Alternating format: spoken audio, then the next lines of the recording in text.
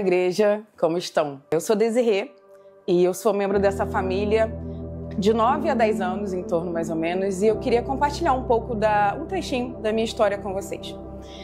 A palavra de Deus diz em Atos 1:9 que receberão poder e ser-me-eis minhas testemunhas. Nesse momento eu vou testemunhar para vocês grandes coisas que o Senhor tem feito, não só na minha vida, mas na vida da igreja, né? E que eu seja essa testemunha para vocês nesse dia, para fortalecer a nossa fé.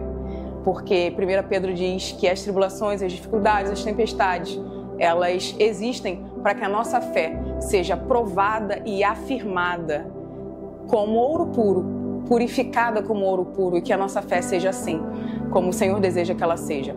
Eu vou compartilhar com vocês nesse momento algo que eu vivi em 2023. Eu estava de férias, muito feliz, e eu ia simplesmente tomar um café da manhã com as minhas amigas, mas nesse dia tudo mudou. Nesse dia eu estava indo encontrar minha amiga no carro e simplesmente eu atravessei a rua e eu caí, tropecei no meio-fio e caí em cima da minha perna. Nesse dia tudo mudou, né? Eu comecei a sentir uma dor muito forte no chão, não consegui levantar. E lá mesmo no chão apareceram várias pessoas, entre elas o pastor Henrico, que foi uma das pessoas que me ajudou naquele momento, que me socorreu, que me levou ao hospital. E quando eu cheguei e dei entrada no hospital, era tamanha dor que eu tremia muito, o meu corpo parecia que ia desfalecer. E todo mundo ficou assustado, né? As pessoas que ajudaram a me socorrer, as minhas amigas e as pessoas, nossa, o que aconteceu, né? Por que ela está sentindo tanta dor? Foi uma queda da própria altura. E aí, quando eu já estava no leito, esperando o resultado do raio-x, nesse momento entrou o pastor Henrico e a Juliana. Ela segurou minha mão e ele fez uma oração sobre a minha vida. E logo depois entrou o médico e falou para mim: olha, você quebrou o fêmur, a gente vai ter que fazer uma cirurgia. Para quem não sabe, o fêmur é o nosso maior osso do corpo humano e o meu fêmur ele partiu ao meio. Ou seja, eu não poderia andar, não poderia fazer nenhuma atividade que normalmente a gente faz durante o dia, né? Então, naquele momento em que eu me dei conta de que eu iria passar por aquele processo muito difícil e doloroso, a minha alma tentou se desesperar, né? A gente fica em agonia. Mas ali tiveram duas pessoas que o Senhor enviou como anjos para orar sobre a minha vida. E o pastor Henrique orou Salmos 23. E foi um momento que parecia até ironia, né? Como que você vai orar Salmos 23? O Senhor é o meu pastor e de nada eu tenho falta. Sobre a vida de uma pessoa que está passando por uma grande dificuldade. Mas não, o Senhor estava presente em cada momento, porque Ele é Deus de perto e não Deus de longe. E eu passei por todo o processo da cirurgia. Durante o processo, o Senhor levantou pessoas para cuidar com zelo e amor sobre a minha vida. Foi através de pequenas atitudes que eu fui vendo como a mão poderosa do Senhor era sobre a minha vida. Caia e a Carol me cederam um andador. A Luana me levou em consultas médicas. A Juliana ia me treinar para que eu conseguisse ter sustentação nos braços para eu andar de muletas, que até para você andar de muleta você precisa ter força no braço. A Camila me mandou preparações para que eu pudesse me restabelecer melhor. Várias e várias pessoas foram cuidando de mim com amor, um amor manifesto de Jesus. E durante esse momento muito difícil da minha vida, foi o momento em que o Senhor me conduziu ao deserto. No momento de dor e dificuldade, igreja, é um momento em que o Senhor não deixa de falar, principalmente nesse momento em que a gente está mais sensível, porque a gente tende a buscá-lo mais, né? E aí, nesse momento de muita dor e sofrimento, em que eu não conseguia dormir às madrugadas, o Senhor foi me visitando de forma tremenda. E eu fui descobrindo uma face de Deus em que eu não conhecia, como o Jó falou. Antes eu te conhecia, por ouvir falar, hoje eu o vejo. Foi muito do que eu vivi. E aí, em todo o processo de recuperação, eu tinha que passar por muitos médicos e eu fui na revisão depois de 30 dias da cirurgia.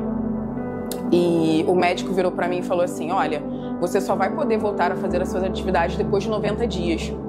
Mas eu falei: então, doutor, eu não tenho como ficar 90 dias paradas, eu preciso trabalhar, eu preciso fazer as minhas atividades, eu preciso viver. E aí ele simplesmente falou comigo assim: não, somente com 60 dias você vai levantar e somente com 60 dias você vai voltar a tentar fazer suas coisas normalmente. Mas mal ele sabia que o Senhor tinha me visitado em uma dessas madrugadas e falado comigo de uma maneira muito forte. que em 45 dias eu estaria de pé e eu voltaria às minhas atividades e eu voltaria a trabalhar. E que ele seria aquele que iria fazer isso. Porque a última palavra é a do Senhor e não da força humana. E aí eu virei para o médico e falei, eu tenho certeza que com 45 dias eu estarei de pé e trabalhando. Eu preciso do atestado para 45 dias. Ele riu da minha cara e falou, você não vai conseguir, eu vou te dar, mas você vai voltar. E, spoiler, o médico estava errado. Com 45 dias eu estava de pé. Com 45 dias eu estava trabalhando normalmente. Com 45 dias eu sou uma testemunha do que o Senhor fez e faz. Ele é o Deus de perto. Ele é o Deus que dá a última palavra. Mais uma coisa que eu vivi, e essa coisa é recente, teve um dia que eu estava aqui no culto, era um culto da manhã, e eu senti dores muito fortes, muito fortes. E eu comecei a chorar porque era uma dor muito forte. E aí eu fui parar na emergência, e quem foi comigo para a emergência foi a Gabi Andrade, também um anjo do Senhor na minha vida. E durante esse momento, ela esteve lá comigo, segurou minha mão, orou pela minha vida, e eu fui fazer os exames, né, para ver o que poderia ser. Quando eu fiz a ultrassonografia, a médica falou, olha, você está com um cálculo renal, a pedra tem 2 milímetros e ela está para ser expelida, por isso que você está sentindo muita dor.